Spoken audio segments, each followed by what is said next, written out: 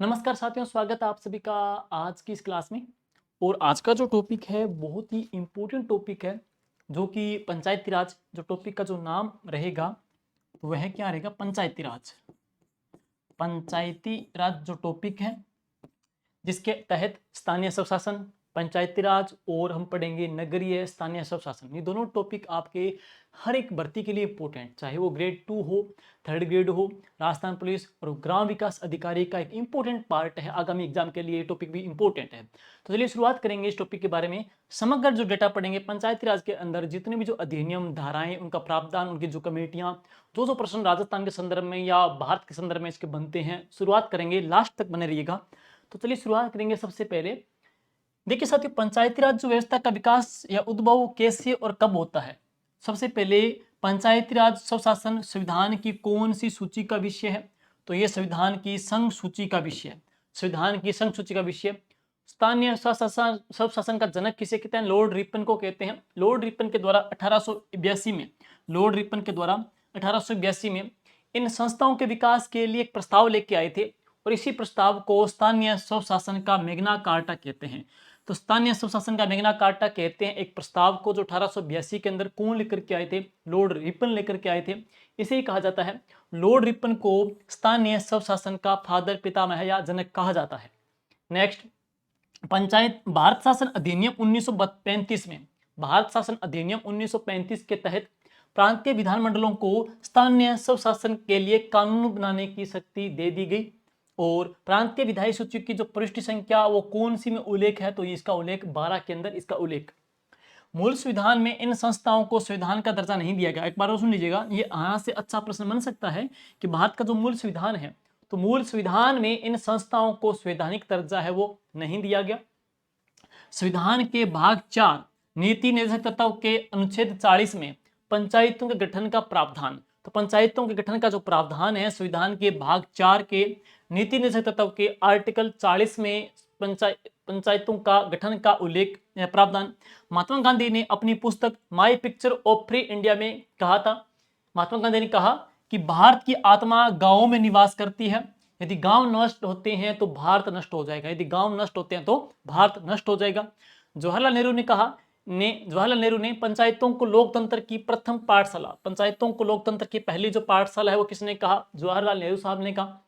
जवाहरलाल नेहरू ने कहा कि गांवों के लोगों को अधिकार सौंपने चाहिए, चाहे वो 1000 गलतियां करें। गांव के लोगों को अधिकार सौंपने चाहिए, चाहे वो 1000 गलतियां करें। लेकिन इस संदर्भ में डॉक्टर भीमराव अंबेडकर जी क्या कहते हैं? ये कहते हैं कि इन्होंने संविधान सभा में पंचायतों की आलोचना की। इन्होंने, डॉक्टर अंबेडकर जी ने पंचायतें भ्रष्टाचार, संकीर्णता, दक्यानुशीपन और पिछड़ेपन की प्रतीक रही है और आधुनिक संवैधानिक शासन में उनका कोई स्थान नहीं है। ये डॉक्टर भीमराव जी का कथन था। नेक्स्ट, स्वतंत्रता के बाद में गांव के विकास के लिए कौन कौन से कार्यक्रम चलाए गए? 2 कार्यक्रम, एक 1952 का, एक 1953 का। तो आजादी के बाद में गांवों के विकास के लिए 2 कार्यक्रम चलाए गए। एक 1952 में है, वो है सामुदायिक विकास योजना। एक 1953 में है, वो कौन सा? राष्ट्रीय शिक्षा विस्तार कार्यक्रम। अब सुनिए, योजना आयोग के द्वारा 15 मार्च 1950 में दोनों कार्यक्रमों की जांच के लिए जनवरी 1957 में एक कमेटी बनाई थी, और उस कमेटी का जो नाम था वो क्या था? बलवंत राय मेहता कमेटी इन्होंने गठित की। और बलवंत राय मेहता कमेटी का गठन हुआ था जनवरी 1957 में, जिसने रिपोर्ट जो दी थी वो 24 नवंबर 1957 को दी थी। और इन्होंने क्या क्या सिफारिशें की, किन किन सुझावों के ऊपर इन्होंने बल दिया? सबसे पहले पढ़ेंगे, इन्होंने लोकतांत्रिक विकेंद्रीकरण का सुझाव दिया। तो बलवंत राय कमेटी के द्वारा लोकतांत्रिक विकेंद्रीकरण का सुझाव दिया गया। साथ ही साथ में इनके द्वारा, बलवंत राय मेहता कमेटी को लोकतांत्रिक विकेंद्रीकरण का जनक कहते हैं। समिति ने त्रिस्तरीय पंचायती राज व्यवस्था का सुझाव दिया, यानी कि एक ग्राम स्तर के ऊपर, एक खंड स्तर के ऊपर, एक जिला स्तर के ऊपर। और तीनों में ज्यादा इन्होंने जो बल दिया है वो किसके ऊपर दिया है? खंड स्तर के ऊपर इन्होंने ज्यादा फोकस किया है, बल दिया। समिति ने महिलाओं के लिए एक तिहाई स्थान का आरक्षण करने का सुझाव दिया गया है, बलवंत राय मेहता कमेटी की सिफारिश पर। ग्राम पंचायत की स्थापना, ग्राम पंचायत की स्थापना प्रत्यक्ष रूप से चुने हुए प्रतिनिधियों के द्वारा होनी चाहिए, लेकिन पंचायत समिति और जिला परिषद का जो गठन है वो अप्रत्यक्ष रूप से वे चुने हुए सदस्यों के द्वारा होनी चाहिए। वापिस सुनिएगा, ग्राम पंचायत की स्थापना प्रत्यक्ष रूप से चुने हुए प्रतिनिधियों के द्वारा होनी चाहिए, जबकि जिला परिषद और पंचायत समिति का जो गठन है वो अप्रत्यक्ष रूप से चुने हुए सदस्यों के द्वारा होनी चाहिए। और आगे सुनिए, सभी योजना और विकास के कार्य इन निकायों को सौंपे जाने चाहिए। पंचायत समिति को कार्यकारी निकाय तथा जिला परिषद को सलाहकारी, समन्वयकारी और प्रेक्षण निकाय होना चाहिए। जिला परिषद का अध्यक्ष जिला अधिकारी होना चाहिए और इन लोकतांत्रिक निकायों में शक्ति तथा उत्तरदायित्व का वास्तविक स्थानांतरण होना चाहिए। पंचायती राज का शुभारंभ, ये प्रश्न यहां से इंपॉर्टेंट है। पंचायती राज व्यवस्था का शुभारंभ कब, कहां और किसने किया? तो पंचायती राज व्यवस्था का शुभारंभ हुआ 2 अक्टूबर 1959 को। किसके द्वारा? पंडित जवाहरलाल नेहरू के द्वारा। और कहां से? तो गांव का नाम है बगदरी गांव, बगदरी नागौर में पड़ता है। पंचायती राज व्यवस्था का शुभारंभ हुआ 2 अक्टूबर 1959 को पंडित नेहरू के द्वारा बगदरी गांव नागौर राजस्थान से इसकी शुभारंभ हुआ। लेकिन पंडित नेहरू को पंचायती राज का जनक कहते हैं, स्थानीय स्वशासन का जो जनक कहते हैं लॉर्ड रिपन को कहते हैं, जो 1882 के अंदर एक प्रस्ताव लेकर के आए थे और उसी को ही हमने पीछे पढ़ा है। संविधान का स्थानीय स्वशासन का मैग्ना कार्टा कहते हैं उसको बोलते हैं स्थानीय स्वशासन का मैग्ना कार्टा कहा जाता है। और नेक्स्ट 1959 में संविधान 1959 में राजस्थान के मुख्यमंत्री मोहनलाल जी सुखाड़िया, मुख्य सचिव भगवंत सिंह मेहता, राज्यपाल गुरमुख निहाल सिंह थे। और आंध्र प्रदेश, यहां से एक प्रश्न और बनेगा, आंध्र प्रदेश भारत का पहला राज्य है जहां पर 11 अक्टूबर 1959 को पंचायती राज संस्थाओं को पहले चुनाव हुए। तो शुभारंभ हुआ तो नागौर के बगदरी गांव से राजस्थान से, लेकिन पंचायती राज व्यवस्था के सबसे पहले जो चुनाव हुए थे वो आंध्र प्रदेश में हुए थे। और कब हुए थे? 11 अक्टूबर 1959 को।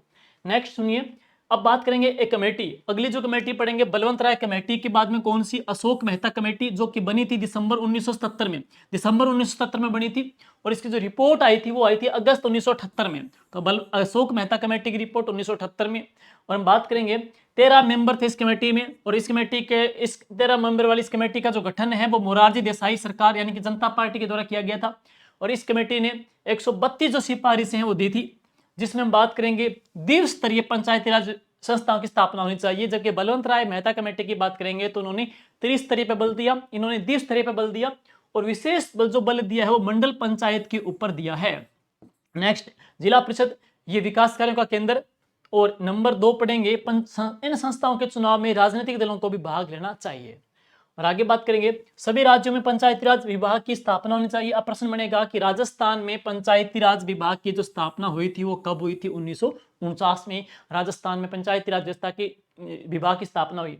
SC और ST को भी विशेष आरक्षण दिया जाना चाहिए।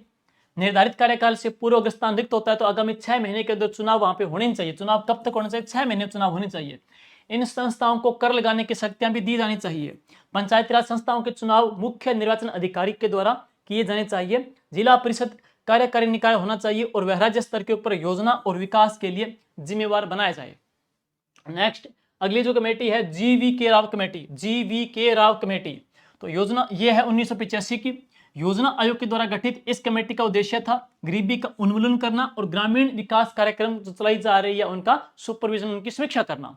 नेक्स्ट, इस समिति ने निम्न सुझाव दिए हैं। जिला परिषद को विकास की मुख्य इकाई बनाने का सुझाव दिया। पीछे आपने पढ़ा अशोक मेहता कमेटी का, फिर आपने पढ़ा बलवंत राय कमेटी का। तो बलवंत राय कमेटी के अंदर आपने पढ़ा था तो वहां पे खंड स्तर पे बल दिया गया।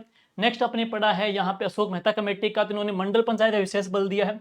और अब जो पढ़ रहे हैं तो कमेटी पढ़ेंगे नेक्स्ट है यहाँ पे, तो जो कमेटी का जिक्र आएगा तो कौन सी? GV Rao committee. तो इस कमेटी ने निम्न सुझाव दिए। इन्होंने जिला परिषद को विकास की मुख्य इकाई बनाने का सुझाव दिया है। मंडल, पीछे आपने पढ़ा खंड स्तर, मंडल स्तर, यहाँ पे जिला परिषद को विकास की मुख्य इकाई बनाने का इन्होंने सुझाव दिया।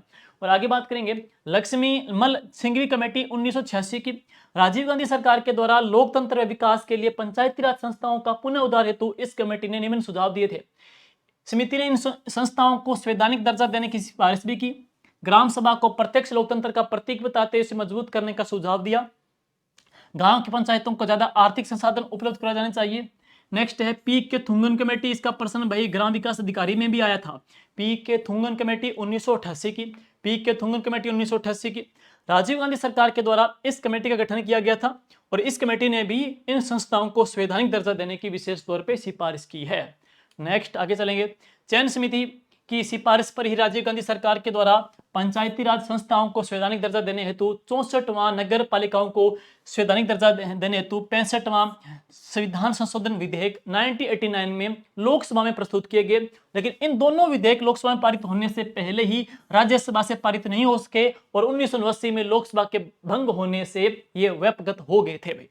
और 1992 में नरसिम्हा राव सरकार के द्वारा नाथूराम मिर्दा परवर कमेटी की देखरेख में 73वां और 74वां संविधान संशोधन विधेयक 1992 लोकसभा से 22 दिसंबर 1992 को पारित किया गया एवं 17 राज्यों की विधानमंडलों का अनुसमर्थन के बाद में 20 अप्रैल 1993 को राष्ट्रपति की स्वीकृति के बाद में 24 अप्रैल 1993 को लागू हुआ। तो ये लागू कब हुआ था? 24 अप्रैल 1993 को। इसी वजह से हम बात करेंगे 24 अप्रैल को पंचायती राज दिवस मनाया जाता है। अब 73वां संविधान संशोधन अधिनियम 1992, 73वां संविधान संशोधन अधिनियम 1992 ये 24 अप्रैल 1993 को भारत में लागू होता है और 24 अप्रैल को ही दिवस कौन सा बनाते हैं? पंचायती राज दिवस मनाया जाता है। और एक साल के भीतर सभी राज्यों को इस संशोधन के अनुरूप कानून बना करके राज्यों में लागू करना था। अब देखो, कर्नाटक पहला राज्य है, कर्नाटका पहला राज्य था जिसने 10 मई 1993 को कर्नाटक पंचायती राज अधिनियम बनाया। मैं बात राजस्थान की बात करूंगा तो राजस्थान सरकार के द्वारा पंचायती राज जो अधिनियम है ये कब बनाया? 23 अप्रैल 1994 को बनाया। 23 अप्रैल 1994 को बनाया गया। राजस्थान सरकार के द्वारा कब बनाया गया? 23 अप्रैल 1994 को बनाया गया। 23 अप्रैल 1994 को बनाया गया। आगे जरा सुनिएगा। अब देखिए, 73वें संविधान संशोधन के तहत पंचायती राज संस्थाओं, ग्रामीण स्थानीय स्वशासन को संवैधानिक दर्जा दिया गया। इनका उल्लेख संविधान के भाग 4 पंचायत में किया गया है। इसके तहत कुल 16 तो अनुच्छेद जोड़े गए हैं। 243 से पढ़ेंगे, 243 ए से लेके 243 ओ तक यहाँ पे आ जाएंगे। यहाँ पे 243 ए से लेके 243 ओ तक आ जाएंगे। कुल कितने अनुच्छेद जोड़े गए हैं? कुल इसमें 16 अनुच्छेद जोड़े गए हैं। और इसके तहत संविधान में 11वीं अनुसूची जोड़ी गई है जिसमें 29 कार्यों का उल्लेख है। तो संविधान में इसमें 11वीं अनुसूची जोड़ी गई है जिसमें कुल कितने कार्यों का उल्लेख मिलता है? तो 29 कार्यों का उल्लेख है। परिभाषाओं पढ़ेंगे तो अनुच्छेद 243 में और ग्राम सभा अनुच्छेद 243 ए में। अब देखिए, अनुच्छेद 243 ए के तहत ग्राम सभा की शक्तियों और कार्यों का निर्धारण राज्य विधानमंडल के द्वारा किया जाएगा। प्रश्न सुनिए वापिस, राज्य की ग्राम की शक्ति और कार्यों का जो निर्धारण किसके द्वारा किया जाएगा? तो यह राज्य विधानमंडल के द्वारा किया जाएगा। और एक ग्राम पंचायत के पंजीकृत मतदाताओं के समूह को ग्राम सभा कहा जाता है।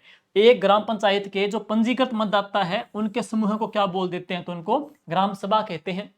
नेक्स्ट आगे चलते हैं। पंचायतों का गठन अनुच्छेद 243 बी, वापिस सुनिएगा, अनुच्छेद 243 बी फर्स्ट में क्या है?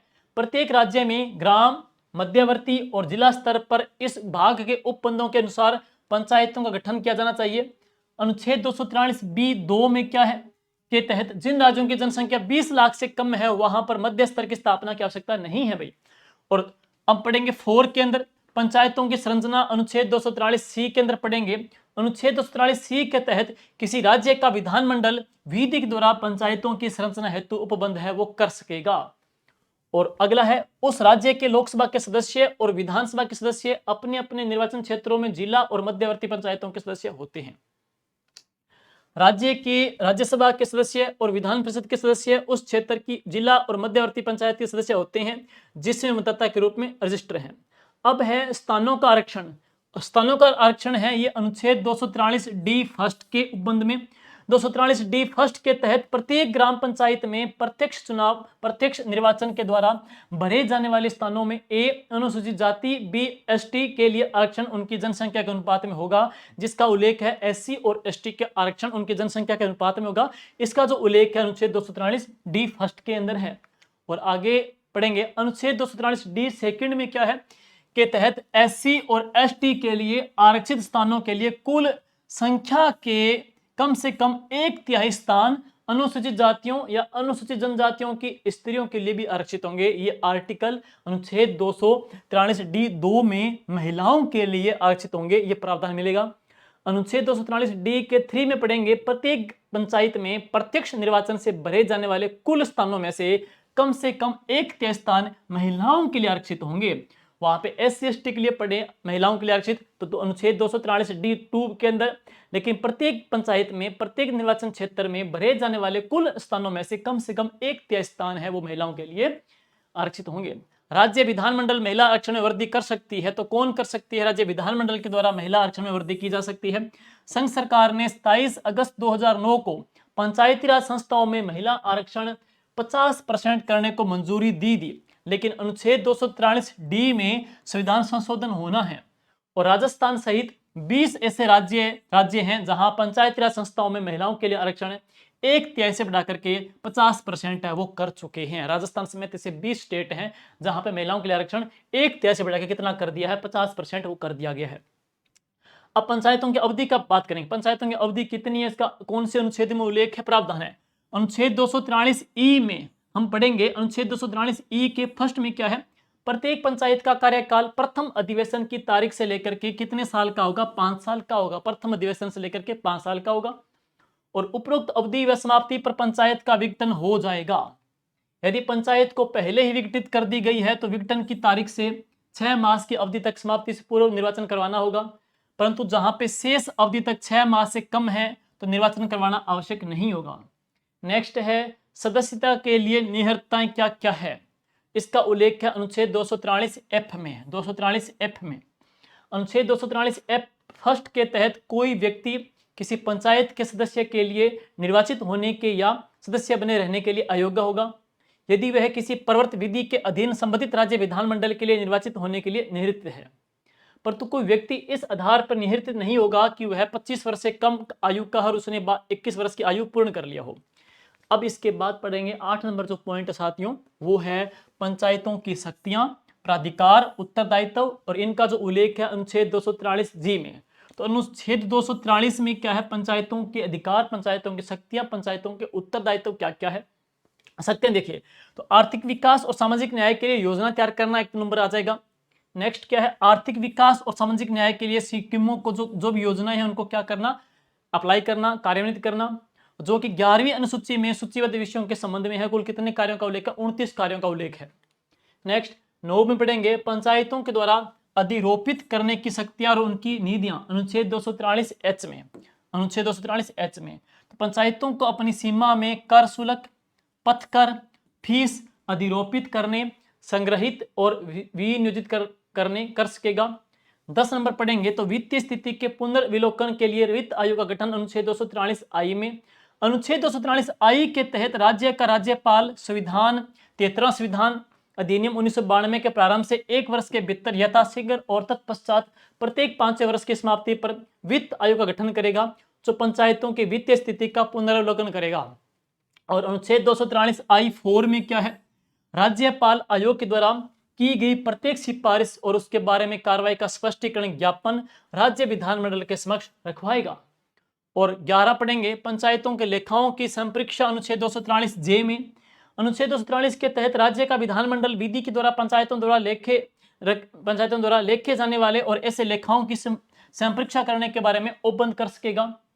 12 पॉइंट पढ़ेंगे पंचायतों का निर्वाचन, राज्य निर्वाचन आयोग, अनुच्छेद 243 के। ये प्रश्न आ चुका था पटवारी भर्ती में, ऊपर सुनिएगा, ये पटवारी में प्रश्न पूछ लिया गया है कि पंचायतों का जो निर्वाचन या राज्य निर्वाचन आयोग कौन से आर्टिकल के अंदर? आर्टिकल 243K में। 243K फर्स्ट में क्या है? पंचायतों का निर्वाचक नामावली तैयार करवाने, पंचायतों के सभी निर्वाचनों के संचालन का निरीक्षण करना, निर्देशन और नियंत्रण निर्वाचन आयोग में निहित होगा, जिसमें एक राज्य निर्वाचन आयोग नियुक्त होगा जो राज्यपाल के द्वारा नियुक्त किया जाएगा। नेक्स्ट 13 नंबर पॉइंट है संघ राज्य क्षेत्रों को लागू होना, अनुच्छेद 243L में। और नंबर 14 है इस भाग का कतिपय क्षेत्रों को लागू न होना, अनुच्छेद 243M के अंदर। लागू इस भाग का कतिपय क्षेत्रों में लागू न होना, अनुच्छेद 243M में कौन कौन से पढ़ेंगे? तो नागालैंड, मेघालय और मिजोरम राज्य। नेक्स्ट मणिपुर राज्य में अब है मणिपुर राज्य में ऐसे पर्वतीय क्षेत्र जिनके लिए तत्समय प्रवर्तन किसी विधि के अधीन जिला परिषदें विद्यमान है। नंबर सी पढ़ेंगे कोई बात जिला स्तर के ऊपर पंचायतों के संबंध में पश्चिम बंगाल राज्य के दार्जिलिंग जिले के ऐसे पर्वतीय क्षेत्र को लागू नहीं होगी जिनके लिए तत्समय पर्वत किसी विधि के अधीन दार्जिलिंग गोरखा पर्वतीय परिषद विद्यमान है। डी की बात करेंगे तो इस भाग की कोई बात दार्जिलिंग गोरखा पर्वतीय परिषद के कार्यों एवं शक्तियों को प्रभावित नहीं करेगी। अनुच्छेद 243M के तहत एससी के लिए स्थानों के आरक्षण से संबंधित अनुच्छेद 243D की कोई बात अरुणाचल प्रदेश राज्य में लागू नहीं होगी। वापिस सुनिएगा जरा, हम देखेंगे अनुच्छेद 243M के तहत अनुसूचित जाति के लिए जो स्थानों के आरक्षण है उनसे संबंधित जो अनुच्छेद है 243D की कोई बात अरुणाचल प्रदेश राज्य के लिए लागू नहीं होगी। भाई ध्यान रखना इंपॉर्टेंट है। पॉइंट 5.15 पढ़ेंगे, विद्यमान विधियों और पंचायतों का बना रहना अनुच्छेद 243N में।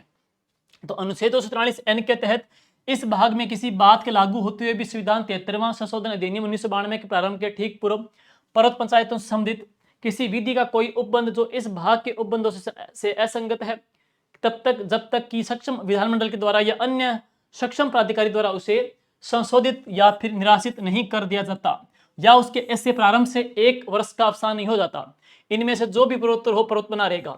16 नंबर पॉइंट देखेंगे, निर्वाचन के मामले में न्यायालय के हस्तक्षेप के ऊपर रोक अनुच्छेद 243 में 0 पढ़ेंगे। तो अनुच्छेद इसके अधीन पढ़ेंगे कि अधीन निर्वाचन क्षेत्रों का परिसीमन या निर्वाचन क्षेत्रों के लिए स्थानों के आवंटन से संबंधित किसी विधि की विधि मान्यता को किसी भी न्यायालय में चुनौती नहीं दी जाएगी। वापिस सुनिएगा, 16 नंबर जो पॉइंट है उसमें क्या है, निर्वाचन के मामले में न्यायालय के हस्तक्षेप पर रोक अनुच्छेद 243O। अनुच्छेद 243O के अधीन निर्वाचन क्षेत्रों का परिसीमन या ऐसे निर्वाचन क्षेत्रों के स्थानों के आवंटन से संबंधित किसी विधि की विद्यमान्यता को किसी भी न्यायालय में चुनौती नहीं दी जाएगी। और पंचायत उपबंध अनुसूचित क्षेत्रों पर विस्तार अधिनियम 1996, दिलीप सिंह भूरिया कमेटी 1994 से 1995 संविधान के भाग 9 के प्रावधानों को अनुसूचित क्षेत्रों के विकास विस्तार हेतु 1994 में गठित समिति 1995 में भूरिया कमेटी की सिफारिश पर पेशा एक्ट 1996 में बनाया गया। ये बहुत अच्छा प्रश्न है। पेशा एक्ट कौन सी कमेटी की सिफारिश से बना, तो ये बनाया भूरिया कमेटी की सिफारिश पर 1995 में। और ये लागू कब हुआ था, 24 दिसंबर 1996 को लागू हुआ था। जिन राज्यों में अनुसूचित क्षेत्र हैं उन राज्यों में पंचायती राज संस्थाओं का चुनाव 1996 पेशा एक्ट 1996 के तहत होते हैं। और इसका उद्देश्य क्या है, अनुसूचित क्षेत्रों में रहने वाले समुदायों की विशेष संस्कृति का संरक्षण करना। 2004 में गठित बालाचंद्रन मुंगेरकर कमेटी ने अनुसूचित जनजातियों के वन अधिकार देने की सिफारिश भी की।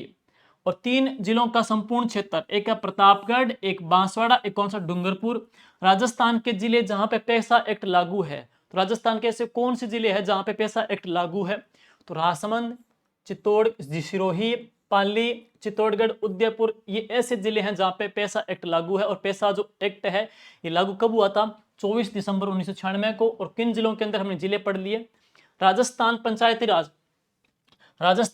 राज अधिनियम 1994 के प्रावधानों को राजस्थान के अनुसूचित क्षेत्रों में लागू करने के संबंध में पेशा एक्ट 1996 के अनुरूप बनाने के लिए राजस्थान पंचायती राज अधिनियम 1999 बनाया, जो कि 26 जून 1999 को लागू हुआ। और ग्राम सभा, ग्राम की निर्वाचक नामावली में सम्मिलित सभी व्यक्ति ग्राम सभा के सदस्य होते हैं। ग्राम सभा की बैठक, ग्राम सभा की प्रत्येक बैठक का कार्रवाई जनता के बीच संचालित की जाएगी। ग्राम सभा के ये विनिश्चय सर्वसम्मति से लिए जाएंगे। और गणपूर्ति, कुल सदस्य संख्या का 1/10वां भाग गणपूर्ति। ग्राम सभा वर्ष की प्रत्येक तिमाही में कम से कम 1 बैठक आयोजित करेगी। ये प्रश्न एग्जाम में आ चुका है, वापिस सुनिए। ग्राम सभा प्रत्येक वर्ष की प्रत्येक तिमाही में कम से कम 1 बैठक आयोजित करेगा। वैसे वर्ष में 4 बैठक होती है, 31 जनवरी, 1 मई, 15 अगस्त, 2 अक्टूबर, उपयुक्त तिथियों के 15 दिन के अंतराल से। राजस्थान में पंचायती राज 1928 में बीकानेर पहली रियासत बनी जहां ग्राम पंचायतों गठन हेतु कानून बनाए गए। सर्वप्रथम ग्राम पंचायतों गठन हेतु जो कानून बनाए गए थे वो कहां पे, बीकानेर में। कब, 1928 में। बीकानेर के बाद 1938 में कहां पे, जयपुर में। 1943 में कहां पे, सिरोही में। और 1944 में कहां पे, भरतपुर में। तो 1928 बीकानेर, 1938 जयपुर, 1944 सिरोही, 1943 सिरोही, 1944 कहां पे, भरतपुर में कानून बनाए गए। और 1949 में करौली रियासत ने कानून बनाया। 1949 में राजस्थान पंचायती राज विभाग गठित किया। हमने पढ़ भी लिया पीछे कि राजस्थान पंचायती राज विभाग कब बना, 1949 में बनाया गया। और 1953 में राजस्थान ग्राम पंचायत अधिनियम 1953 बनाया गया, जो कि 1 जनवरी 1954 को लागू हो गया था। और आगे 1959 में राजस्थान पंचायत समिति अधिनियम 1959 तथा राजस्थान जिला परिषद अधिनियम 1959 बनाया गया। 1994 में राजस्थान सरकार के द्वारा पुराने अधिनियमों को समाप्त करके राजस्थान पंचायती राज अधिनियम 1994 पारित किया गया, जो कि 23 अप्रैल 1994 को लागू हो गया। 1996 में पंचायती राज नियम 1996 में बनाए गए। और कमेटियां देखिए कौन कौन सी कमेटियां हैं, तो सादिक अली कमेटी 1964 की। पंचायत समिति के प्रधान व जिला परिषद के प्रमुख का चुनाव एक निर्वाचक मंडल के द्वारा किया जाना चाहिए, जिसमें ग्राम पंचायत के अध्यक्ष व सभी सदस्य शामिल होने की सिफारिश की। गिरधारी लाल व्यास कमेटी 1973 की। प्रत्येक पंचायत के लिए ग्राम सेवक तथा सचिव तथा नियुक्त करने एवं पंचायत राज संस्थाओं को वित्तीय मजबूत देने की सिफारिश की। हरलाल सिंह खरा कमेटी 1990 की कमेटी क्या कहती है, इस समिति की सिफारिश पर जिला ग्रामीण विकास अधिकरण DRDA को जिला परिषद के अधीन करते हुए जिला कलेक्टर के स्थान पर जिला प्रमुख का अध्यक्ष बनाया गया। तो इसमें क्या जिला कलेक्टर की बजाय जिला प्रमुख को अध्यक्ष बनाया गया। गुलाब चंद कटारिया कमेटी 2009 की। तो पंचायती राज को मजबूत देने हेतु 11वीं अनुसूची में उल्लेखित जो 29 विषय हैं उसमें पंचायती राज संस्थाओं को सौंपे जाने की सिफारिश की। VS व्यास कमेटी 2008 की।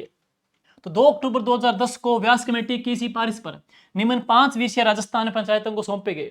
एक तो कौन सा, प्राथमिक शिक्षा, एक प्राथमिक स्वास्थ्य, एक कृषि, एक महिला एवं बाल विकास और एक कौन सा, सामाजिक न्याय और अधिकारिता। ये 5 विभाग ग्रामीण, ये 5 जो विभाग है वो पंचायतों को सौंपे गए। राजस्थान में पंचायती राज संस्थाओं को वर्तमान में 18+5 23 विषय प्राप्त है। तो राजस्थान की पंचायती राज संस्थाओं को वर्तमान में कितने विषय मिले हुए हैं, 23। 1984 में इंदिरा गांधी ग्रामीण विकास एवं पंचायती राज संस्थाओं का गठन जयपुर में किया गया और यह संस्था जनप्रतिनिधियों व अधिकारियों को प्रशिक्षण देने वाली सर्वोच्च संस्था है। इंदिरा गांधी ग्रामीण विकास तथा पंचायती राज विभाग के द्वारा प्रकाशित पत्रिका कौन सी निकलती है, तो पत्रिका का नाम आ सकता है क्या, कुरुक्षेत्र। जबकि स्वायत्त राज विभाग के द्वारा कौन सी पत्रिका निकलती है, तो राजस्थान विकास, राजस्थान विकास पत्रिका निकलती है, जो कि स्वायत्त राज विभाग के द्वारा। राजस्थान पंचायत राज अधिनियम 1994 की महत्वपूर्ण धाराएं कौन कौन सी है, तो वार्ड हम पढ़ेंगे, वार्ड सभा और उसकी बैठकें, गणपूर्ति, पीठासीन अधिकारी और वार्ड सभा के करते हैं। 8 कै केंद्र हम पढ़ेंगे, 8 कै में पढ़ेंगे क्या है, तो यहाँ पढ़ेंगे 3 के अंदर पढ़ेंगे वार्ड सभा और उसकी बैठकें, नंबर 4 में गणपूर्ति है, फिर पीठासीन अधिकारी है, फिर वार्ड सभा के करते हैं। 8 कै में पढ़ेंगे ग्राम सभा और उसके बैठकें, 8 ख में गणपूर्ति, 8 ग में पीठासीन अधिकारी, 8 अड़े के अंदर ग्राम सभा के करते, 15 स्थानों का आरक्षण, 17 पंचायती राज संस्थाओं का कार्यकाल व निर्वाचन, 30 पढ़ेंगे सदस्य अध्यक्षों व उपाध्यक्षों कार्यकाल और 121 जिला आयोजन के लिए कमेटी। नेक्स्ट है पंचायती राज संस्थाओं की स्थायी कमेटियां, धारा 55 कै 1996 के तहत प्रशासन एवं स्थापना, वित्त एवं कराधान, विकास एवं उत्पादन कमेटी एवं शिक्षा। नेक्स्ट पढ़ेंगे स्वास्थ्य, जल प्रदाय व सामाजिक सेवाएं। इन 5 कमेटियों में जो विषय शामिल नहीं है उनके लिए 6ठी समिति गठित की जा सकती है। 8वीं पढ़ेंगे पंचायती राज संस्थाओं में चुनाव लड़ने हेतु योग्यताएं। शैक्षणिक योग्यता क्या है, 2015 में पंचायती राज अधिनियम 1994 की धारा 19 में संशोधन करके सरपंच हेतु 8वीं पंचायत समिति सदस्य, जिला परिषद सदस्य हेतु 10वीं पास का प्रावधान किया गया। लेकिन फरवरी 2019 से राजस्थान पंचायती राज संशोधन अधिनियम 2019 के द्वारा यह प्रावधान हटा दिया गया। वापिस सुनिएगा, तो इसमें क्या, धारा 19 में संशोधन करके सरपंच हेतु 8वीं एवं पंचायत समिति सदस्य एवं जिला परिषद सदस्य हेतु 10वीं पास का प्रावधान किया गया था। लेकिन फरवरी 2019 से राजस्थान पंचायती राज संशोधन अधिनियम 2019 के द्वारा यह हटा दिया गया। शौचालय की निवारकता, धारा 19(च) में राजस्थान पंचायती राज द्वितीय संशोधन अधिनियम 2015 के तहत कार्यशील स्वच्छ शौचालय एवं परिवार के सदस्य के द्वारा खुले में शौच नहीं होने जाने का प्रावधान जोड़ा गया, धारा 19(थ) में। 10वें पढ़ेंगे राजस्थान पंचायती राज अधिनियम 1994 की धारा 89 में संशोधन करके। अब ये प्रश्न वीडियो में प्रश्न पूछा जा सकता है, ये RS में भी आ गया, सुनिएगा। राजस्थान पंचायती राज अधिनियम 1994 की धारा 89 में संशोधन करके ग्राम सेवक की जगह पर ग्राम विकास अधिकारी वीडियो का उल्लेख किया गया, संशोधन 2021 में। नेक्स्ट, इसी समय राजस्थान पंचायत समिति व जिला परिषद सेवा का गठन हुआ।